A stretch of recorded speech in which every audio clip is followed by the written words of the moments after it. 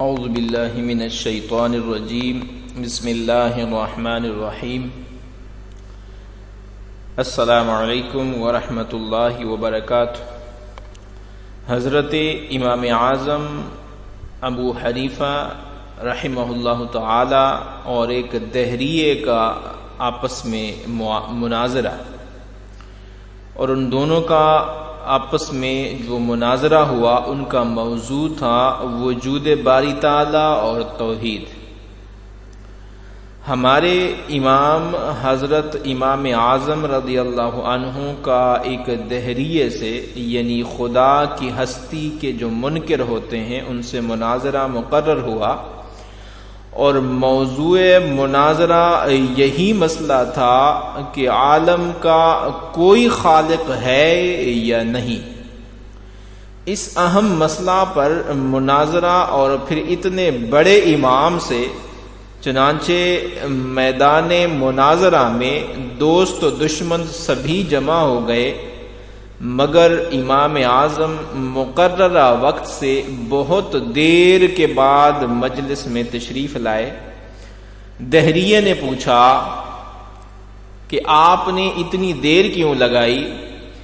آپ نے فرمایا کہ اگر میں اس کا جواب یہ دوں کہ میں ایک جنگل کی طرف نکل گیا تھا، وہاں ایک عجیب واقعہ نظر آیا، جس کو دیکھ کر میں حیرت میں آ کر وہیں کھڑا ہو گیا، اور وہ واقعہ یہ تھا کہ دریا کے کنارے ایک درخت تھا، دیکھتے ہی دیکھتے وہ درخت خود بخود کٹ کر زمین پر گر پڑا، پھر اس کے تختے تیار ہو گئے، اور پھر ان تختوں کی ایک کشتی تیار ہوئی اور خود بخود ہی دریا میں چلی گئی، اور پھر خود بخود ہی وہ دریا کے اس طرف کے مسافروں کو اس طرف اور اس طرف کے مسافروں کو اس طرف لانے اور لے جانے لگی، پھر ہر ایک سواری سے خود ہی کرایہ بھی وصول کرتی تھی۔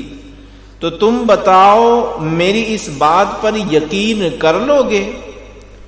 دہریے نے یہ سن کر ایک کہکہا لگایا اور کہا، آپ جیسا بزرگ اور امام ایسا جھوٹ بولے تو تعجب ہے، بھلا یہ کام کہیں خود بخود ہو سکتے ہیں؟ جب تک کوئی کرنے والا نہ ہو یہ کیسے ممکن ہے؟ امام اعظم رحمہ اللہ نے فرمایا کہ یہ تو کچھ بھی نہیں، تمہارے نزدیک تو اس سے بھی زیادہ بڑے بڑے اور عالی شان کام خود بخود بغیر کرنے والے کے تیار ہوتے ہیں۔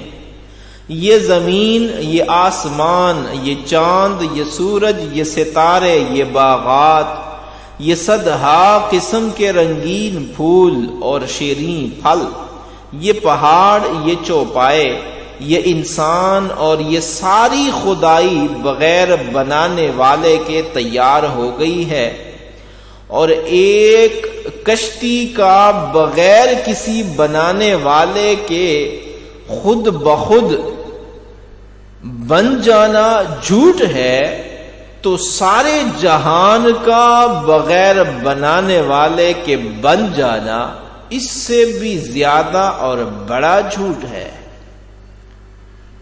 دہریہ دم بخود رہ گیا۔ آپ کی یہ تقریر سن کر حیرت میں آ گیا اور سمجھ گیا، اور فوراً اپنے عقیدہ سے تائب ہو کر مسلمان ہو گیا۔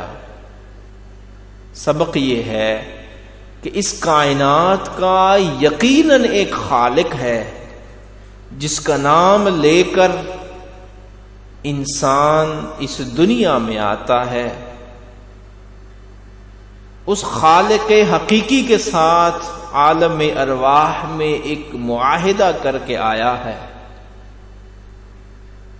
اور پھر دوبارہ اسی خالق حقیقی کے پاس واپس لوٹ کر جانا ہے۔